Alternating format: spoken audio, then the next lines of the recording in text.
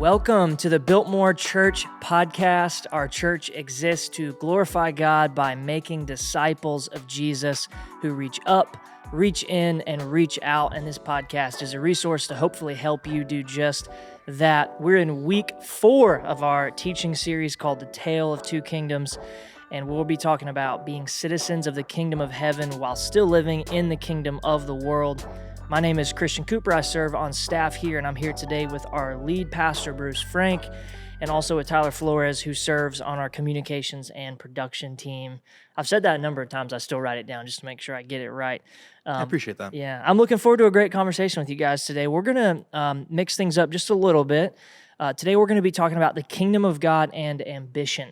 Normally, we kind of open up with Sunday recap. Today, the whole episode is just going to be an extended Sunday recap. There's just a ton of stuff to talk about straight out of the structure of your sermon on Sunday, Pastor Bruce. So I'm looking forward to just having a continued conversation about what ambition, what greatness looks like in the kingdom versus the kingdom of the world. And the way that you set up your sermon on Sunday is, Jesus turns greatness upside down. So we're just going to walk through these 4 ways that Jesus flips greatness upside down. That was what was in your sermon notes. I just copy and pasted it over and continue that conversation. So principle number 1, way number 1 that Jesus flips greatness upside down is that as Christ followers, we are to pursue humility.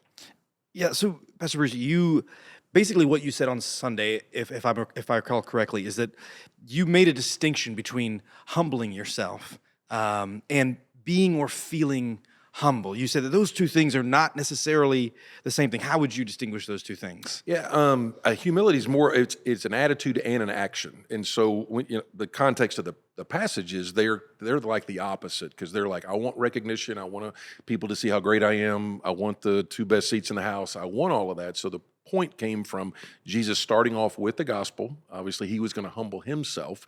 But then the idea of humility is not thinking, it's not self-degradation. It's not putting yourself down. It's not like, oh, I'm such a bad person.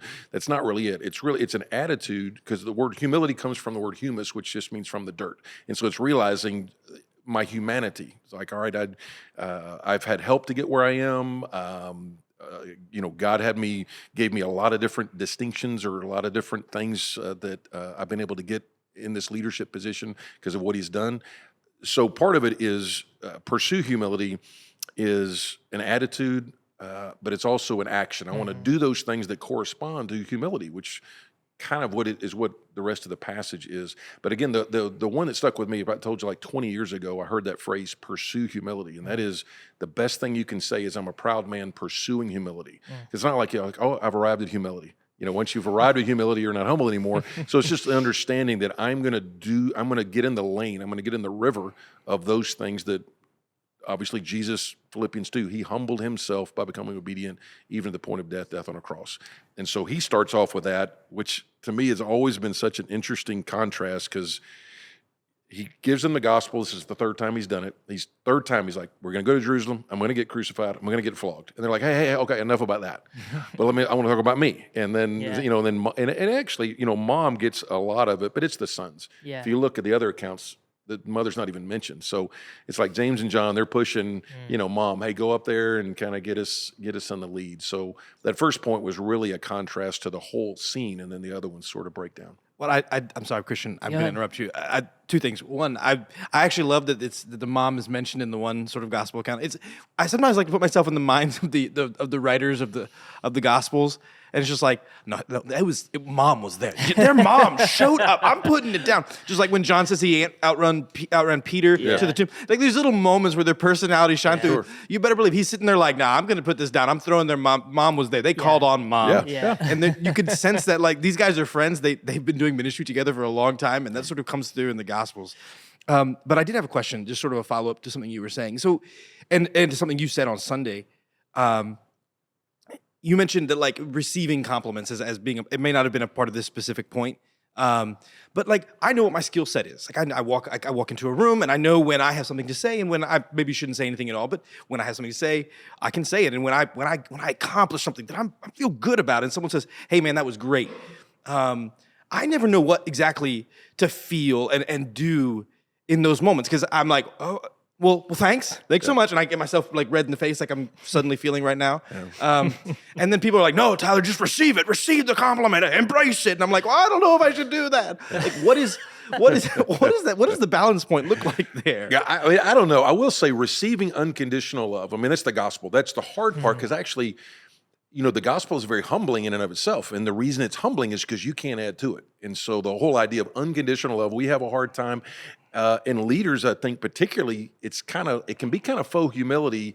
But when people compliment you, I think what you said was perfect. Is be outwardly be gracious, because if you try to don't compliment me, we are to build each other up. We are to encourage each other. I think the checkpoint is when you get compliments is to receive them and thank God for them. Yeah. And just internally, hey, God, thank you for putting me in position to use either my skills or giving me this. It is. I think you want to be uncomfortable with them. It's when we get comfortable with them. It's like when we get comfortable with the entitlement, we get comfortable with that. I don't think it's unhealthy to have attention. I mean, I'll give you a kind of a crazy example. Sometimes people come up, and a lot of times it's kids or parents with kids, and they want me to sign their Bible. Oh yeah. That is so uncomfortable for me. Yeah. And I'm not saying it's not wrong. I mean, there's, and so. I've always just I'm signing a person's Bible like I'm the celebrity pastor or whatever. I didn't write this. And so, but I know what they're meaning. It's not a bad motive, and you certainly don't want to go, oh, I don't touch Bible, or you don't want to do that guy. So you're trying to. So I'm just like, hey, he has this treasure in earthen vessels, and you sign it. Yeah. So again, it goes back to it's okay to be uncomfortable. That's why you go back pursuing. What am I doing? I want to always kind of you want to be chopping away at the pride. Pride is going to be something you always struggle with, whether you're successful or not. I mean, you want to be, it's like the lawn, or it's like, it's like shaving. It's like, if you don't continually shave it, it's going to grow. And pride is the mother of all sins. And so that's the one, if you're going to pay attention to it, it's just like, you know what? I don't have this. God, I need your help. And it kind of goes into the dependency versus competency deal we talked about as well. I was thinking about hearing that section of the message on Sunday. Just for background for me, I'm creeping up on I think 10 years in doing ministry. Kind of crazy. It's not forever, but it's enough to have. Gosh, you're old. I know I'm getting there. But I was an intern here at Biltmore Church for 2 years before coming on full time, and so what I've found is that one of the things, principles for ministry, is you never really stop doing intern work. You're always going to be doing stuff like that along the way. But I found in my heart that the moment that I feel too important, or that scrubbing the floors, or cleaning a bathroom, taking out the trash, putting little tape marks down on the ground to mark certain things for filming and things like, the moment I'm too important for that, I have missed it. And when it comes to pursuing humility. And a guy in my Connect group challenged me on Sunday. He was saying one great thing for him was that he tries to start his day by immediately doing something for somebody else. And that humbles him. And so for him, it was like, hey, I get up before my wife, so I'm going to make coffee for her. And then, I'm kind of out the door, but that's the first thing I'm doing is for somebody else. I was kind of stopped in my tracks. And we talk about humbling yourself. It's not just that attitude, but the action is, it's not thinking, what do they say? It's not thinking less of yourself. It's thinking of yourself less. Right, So in other words, I'm going to think about, okay, how do I bless? And if you're a leader, that goes into how do you, for example, I just got out of a campus pastor meeting, and it was reminded, it's one of the things is here, fill out this development deal, because part of what I want to do, where do you want to be in 3 years? Educationally, professionally, personally. And so just doing that is making me think, how do I make them successful? How do I make them effective? And part of that, and it's not like, oh, I'm super humble doing that. It's the idea of, as a leader, part of that is thinking about other people. How do you make them effective? And then if they win, the kingdom wins. And if the kingdom wins, Jesus is glorified. So it's a kind of a chain of events there. But it starts off with, it's daily. It's it's a battle. I mean, it's a battle, and the more success you get, the more power, the more prestige, the more accolades. I mean, there are far more people that can handle trials than that can handle success. Wow. Right. And it's what's wild to me is how insidious that process really is. I'll give you an example. Before I came to Biltmore Church, I worked 7 years at another church of not exact same size, but a similar size, a similar level of complexity. And I started out relatively low on the totem pole. I was the only person in my department, and over the years, my department became a department, and I became in charge of that department, and I got a seat at the table. Like I was there, and I was helping to make decisions, and it was heady stuff. Like it was just like, man, we're like casting vision for 3,000 people, and I felt so blessed to be in the room. But over time, I had a very strong sense of what I could do. I mentioned that earlier. I know what I bring to the table. It's fine. And so I began like gobbling up other things. Like, oh, you're doing this thing, and I could do it better. And maybe I was right, maybe I was wrong. Only time will tell, I suppose. But I would just gobble it up. So this is going to go under my department now. And it probably, I think it was better in the end. But what it did in me was gave me an inflated sense of like my value. And when God called us out of Florida to North Carolina, and I came to Biltmore Church, it was this incredible thing happened where, one, I suddenly was at myself in the bottom chair again, and I realized that my competency had risen over time. I was very confident in what I could do, but my dependency on God, by the time I was done at that church, was probably at an all-time low. Because I walked in the door, I knew what I needed to do, I knew what I needed to accomplish, I knew what I could do. Great, I guess. But my dependency on God was so low. And the minute we were like, no, we're going to uproot our lives and move, and it's an entirely different context, entirely different community of believers, and I have no idea what I'm doing. And I was just like, oh, God, I'm so sorry. I have in my pursuit of this like really great thing, I've left you behind. And I didn't see it coming. Right. It was just, it was like, I like the analogy of the beard growing. Yeah. It just sort of happened. Yeah.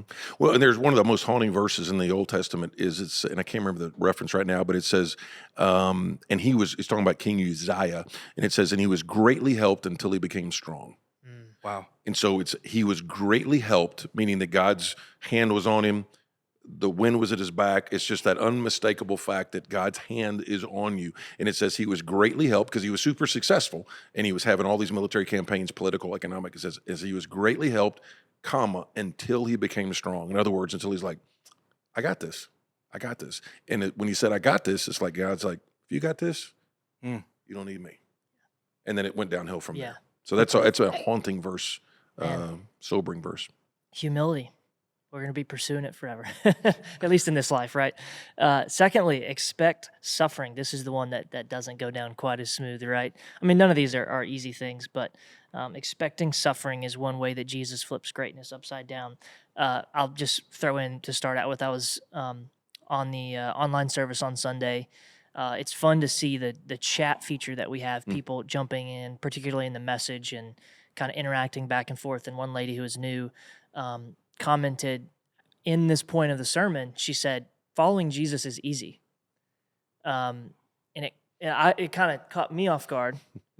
And, there was a part of me that wanted to be like, well, I hate to break it to you, you're not following Jesus, but it was cool to see other people in that, a part of that community kind of jump in and speak into that. We laugh at that example, but that's a prevalent thought. And I just want to clarify a little bit why it's so difficult, or why this suffering is a reality for us. I know you mentioned on Sunday about, hey, the teacher, I always get it flipped over. The student is not above the master. There we go. I mean, the student, and it's a different context, but he's talking about the student, meaning that his disciples. You are not above me, and it's like if they called me, and he's referring to the religious leaders calling him basically the Beelzebub, Lord of the Flies, right, demon, whatever, then they're not going to just always love you. And so again, follow Jesus is amazing. It is joyful. It is a 10 million times. But the idea is the Bible does not cut corners on this thing, that there will be times when your following of Jesus will cost you something. Right. I mean, it's 100% free. It's all grace. But you take, it's very difficult to read many pages without seeing it in the scriptures. That's why we always like the prosperity gospel is like, that's just a bunch of Scooby-Lon. It's like, you cannot read the scriptures and do that. Either Jesus' example, Jesus' teaching, the epistles, 1 Peter chapter 4, it just talks about, don't be surprised when this comes on your, even Christian history. I mean, none of this is some people will love you. Some people, I mean, Paul talks about, to some people, you're the aroma of life. And it's just like, I love you. And you shared Christ with me and my marriage got saved and all this amazing stuff. But then there are other times when they're like, you know what? They don't necessarily know it, but I hate who you represent. And again, and not because you're being a jerk or being hateful people. And that's the key. Sometimes Christians use those verses as an excuse to be jerks. Right. And I think if you look at 1 Peter 4 particularly, and that's especially today and with Twitter and all this stuff, sometimes Christians use that, oh, well, you just hate me because I'm standing for Jesus. No, people don't like you because you're just a jerk. I mean, you're not, you don't look anything like Jesus. Right. I mean, you don't have to look at Twitter, but I mean, every day that's happening.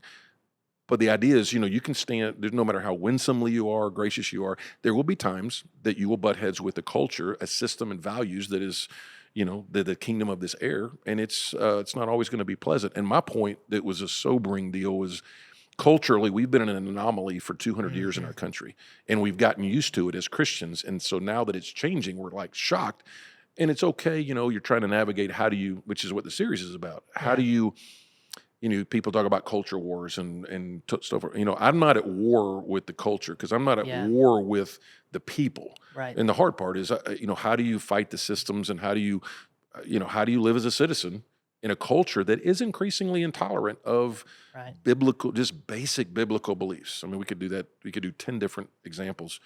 And it's not that you're being a jerk, but just there is going to be a point where if you stand for Christ, there's going to be pushback, and it's become increasing. My point to the church was, this is not new for most of Christian history. Yeah. It's just new for us. Yeah. It's not new for many of our brothers and sisters around the world. Hadn't been for, thousands of years. But for us in the West, that has typically been encouraged and at least supported, whether it be schools or whatever, that is changing. It's different in different pockets. It's different in the Midwest than it might be in Seattle or something. Mm-hmm. But either way, the trajectory is what it is, and it's just, don't be surprised about it. Yeah, and I think as we were talking through this, I was thinking through this idea of suffering and how I think maybe the things we gained as a culture where societal, my parents could send me off into the world and knew that if I ran into a random adult in the street, that adult would say the same thing to me that they were saying. Yeah. Don't lie, don't steal, don't cheat, be this person. And that definition of good was the same. Yeah. There is real benefit to that, real tangible benefit, I think, as a society, not just as a church, not just as Christians, but as a greater society, real benefits. I think that there is something dangerous in that I think that we as believers should expect some level of suffering, because I think it's sort of required for the journey. 100%. We don't. Yeah. It's what C.S. Lewis say? He said, "Suffering is God's megaphone." Yeah. It's a megaphone. We don't learn a lot during the blessing. We learn a lot during the challenge. Yeah. And this is a random deal, but when you talk about COVID, and we talked about this culturally, to some degree, I mean, it was already going this way as far as in the United States, for example. The cultural Christianity was slowly ebbing away, little by little, in pockets and so forth, and a little bit more on the coast and that kind of thing. In my opinion, what COVID did is COVID accelerated post-Christianity culturally, probably by 15 years. And so an example, I was just in a meeting this morning talking about this. 20 years ago, sometimes people would go to church to be seen because it was good for their business, because it was good for their status in the community. And that probably has gone by the way, in certain parts of the country 20 years ago, but in certain parts in the Bible Belt or what's left of the Bible Belt, that was still, it was kind of good for your standing or whatever, networking or whatever. That is almost, and it was still a little bit there before COVID, and that's almost all gone. And to Tyler's point, there's obviously some difficult parts of that, but there's a lot of good parts of that as well. Because if you look statistically, practicing Bible-believing believers has not changed percentage-wise in the last 60 years. It's about 25%. We're talking about practicing, read your Bible, pray, go to a faith community. That's not changed. What has changed is that next 25% that would just check the box. Yes, I'm a Christian because I'm not a Muslim, or I'm not an atheist, or I'm not a whatever. Yeah. That has gone from, I'm a Christian because I'm not this. That's actually gone to the nuns, N-O-N-E. Yeah. And so even though the stats are like, oh, it's gone down 25%, when you look at it beneath the surface, practicing believers, that has not changed at all. It's just easier to tell now. It's who's on Team Jesus now. It's not as popular to be on Team Jesus as it was 10 years ago. And there's some pros to that. There's some difficulty with it, but there's some pros. And it gets rid of it kind of takes away a little bit of the cultural Christianity. That's good. Man, a lot there. Principle number 3, honoring authority. Jesus flips greatness upside down by calling us to honor authority.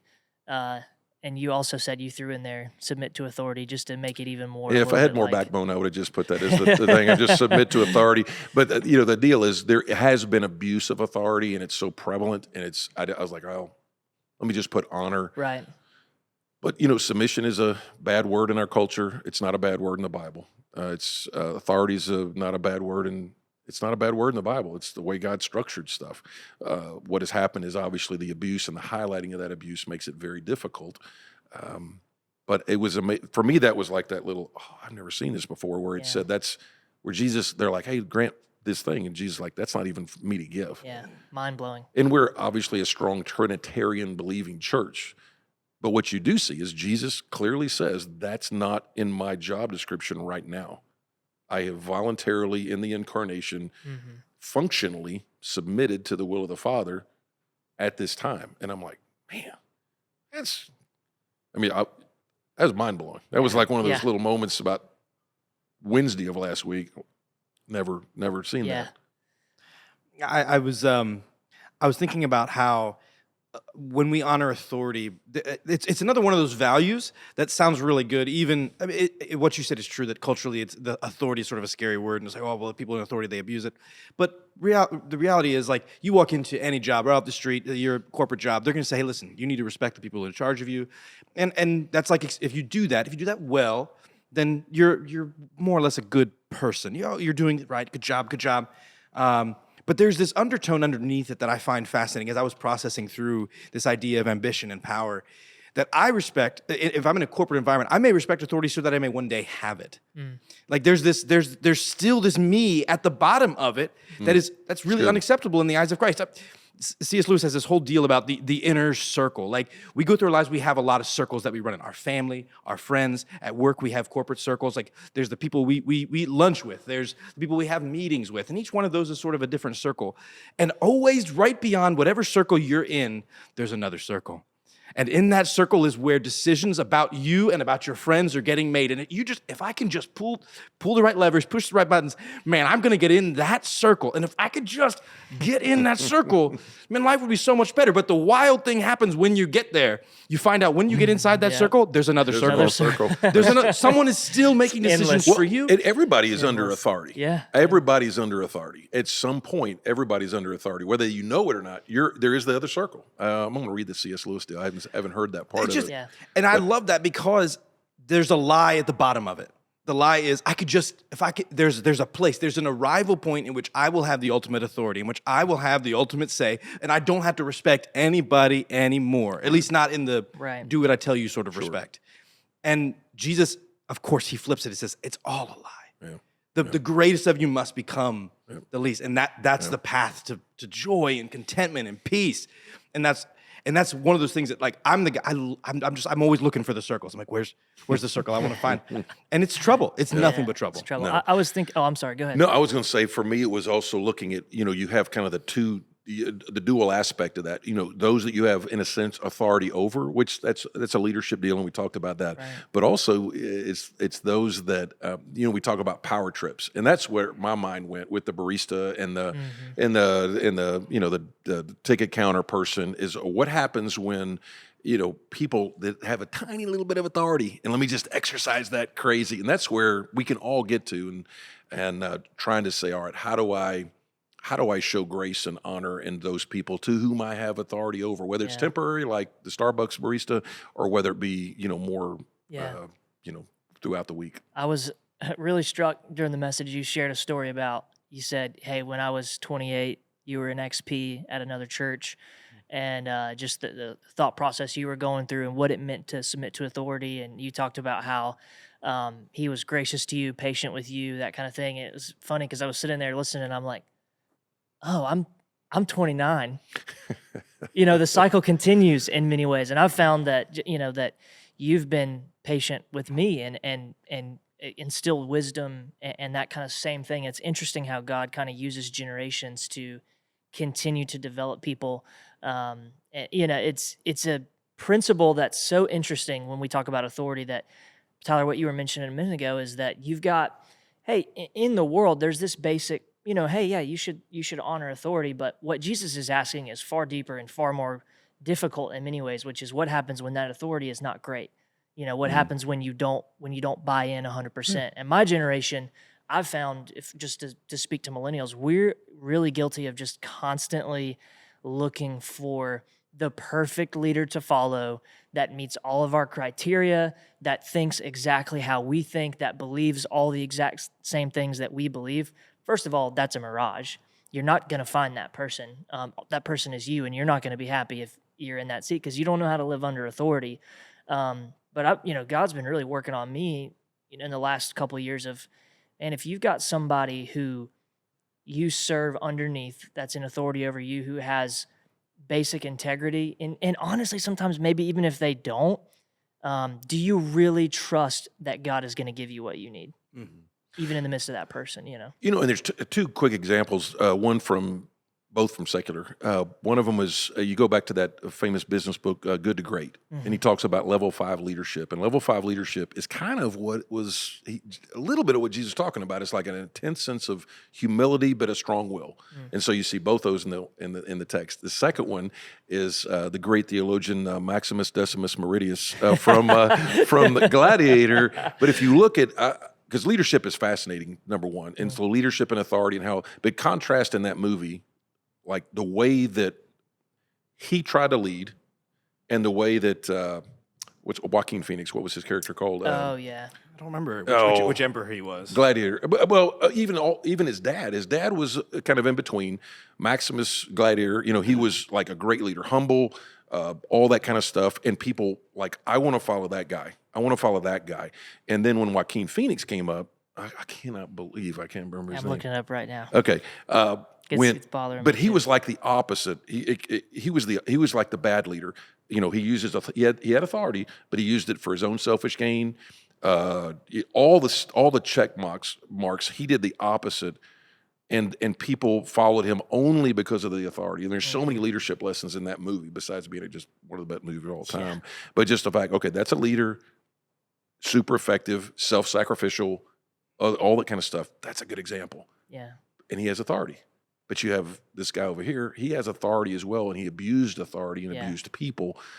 So again, it's the kingdom. It's just, how are you going to use it? How are you going to leverage it? Commodus. Yeah. I mean, he's scary. Am I not merciful? But what's interesting about both of those examples, God can and does teach you through both good and bad examples of authority. And that's a perspective that is incredibly helpful to have as you follow Jesus.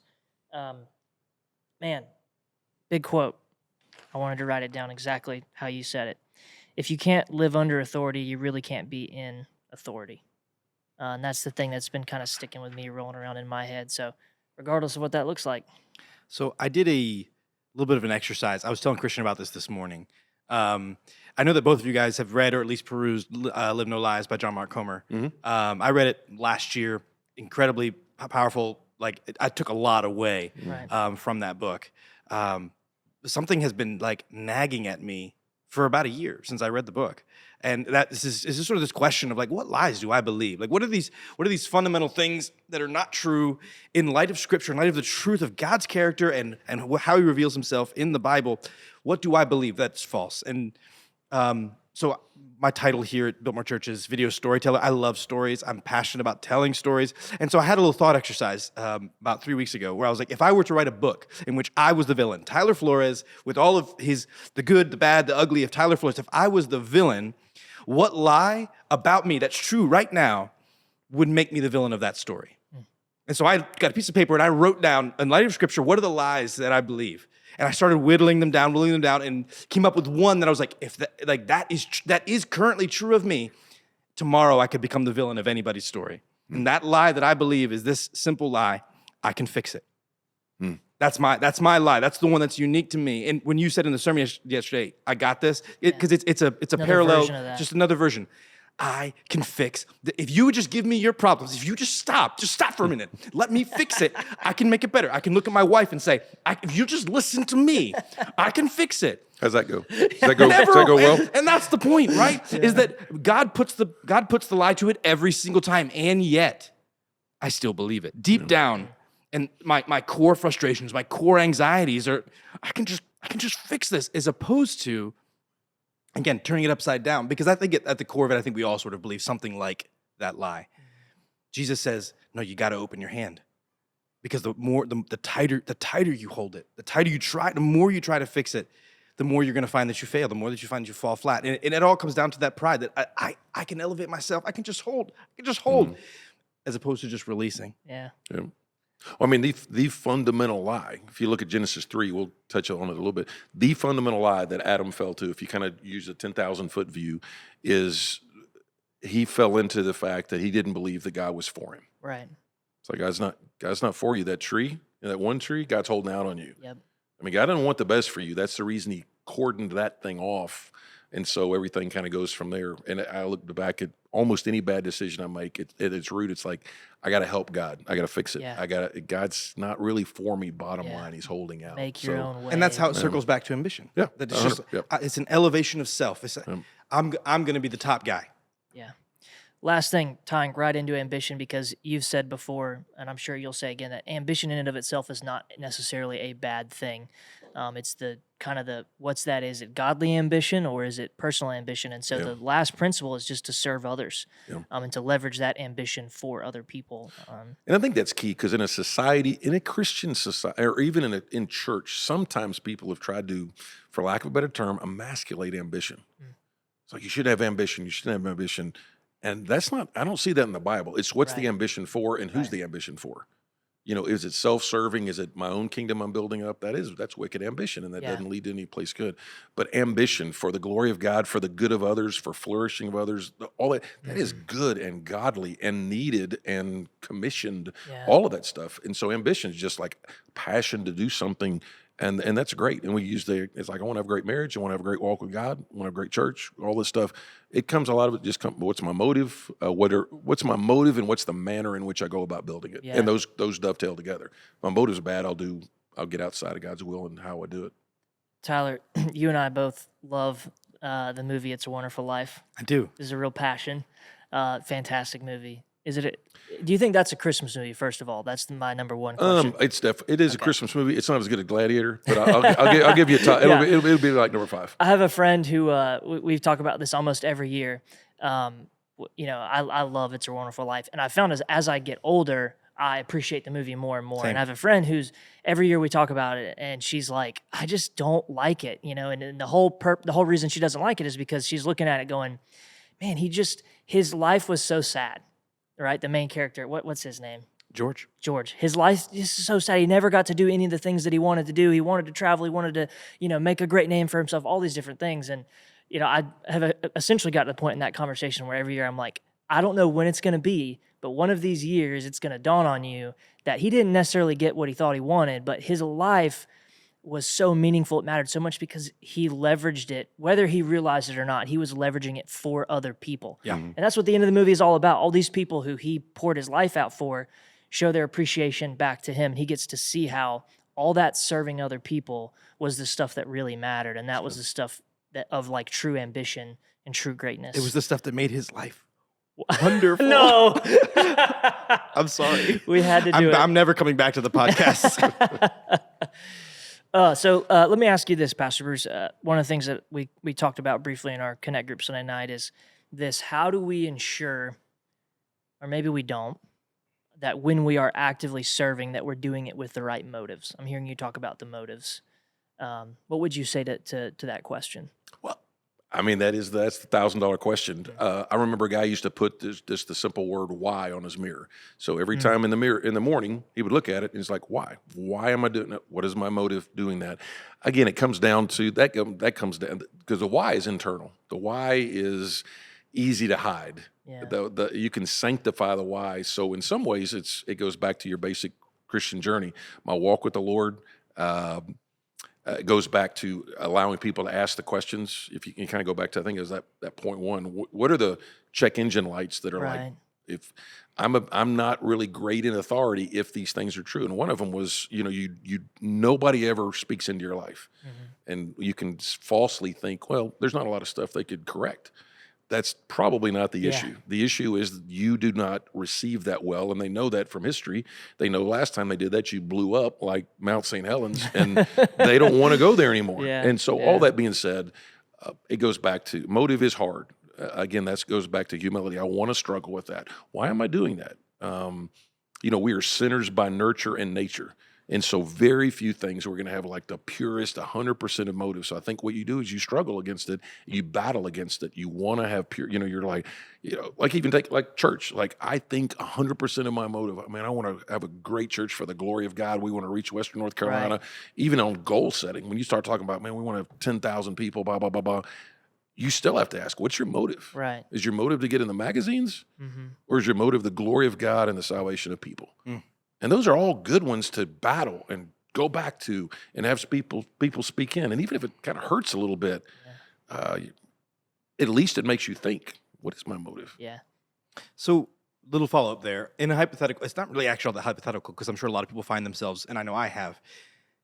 If I look in the mirror and I ask, okay, I'm going to serve my wife, I'm going to serve at my church, I'm going to serve in the community, and I see the why on the mirror, and the answer is not a gracious one. Like it's like, I'm going to serve. I don't want to, and this answer is self-serving. Should I still serve? That's a great question. Yes, I think you do the right thing until the feelings catch up. Right? It's like, take marriage. Should you apologize to your wife when you've done something wrong? I don't feel like it. Well, it doesn't matter. Do you do what's right and you trust God with the feelings? There it is. And then you start to, you work on the motives and you do all that stuff. And so again, serving, by the way, is not, it is the menial task. Nobody's above that, but it also, you got leaders listening now, maybe they're like city councilmen or, they've been given a sphere of leadership and they are serving. It's not that they won't pick up the trash. That's the warning, but do realize that serving also entails the way they're leading. I know some people say there's, servant leadership, but that is a real thing. It's just, are you leading in a way that you are serving other people? I think it kind of goes back to the motive. All great stuff today. We could have done this for 3 hours, but we'll wrap it up here. I feel like this is a good place to stop. Let me encourage you, make sure you, if you didn't catch Sunday, if you weren't here with us at one of our campuses, go back and listen to the message, watch the message. A lot of great biblical principles for you to engage as you continue to follow Jesus. Also want to just recommend real quick, we talked about this on Sunday, but in case you missed it, hey, if you're looking for a way to serve and you want to start serving in the church, man, we've got a texting thing for everything, right?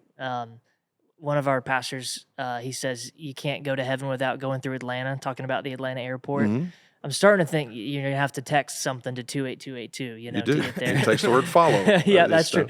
But hey, text the word reach. No, that's not. Is that Surf. it? Surf. Sorry, I don't know. I'm all tied up. You got the mission statement, but it's all right. I almost landed. You missed the layup. I didn't stick the landing there.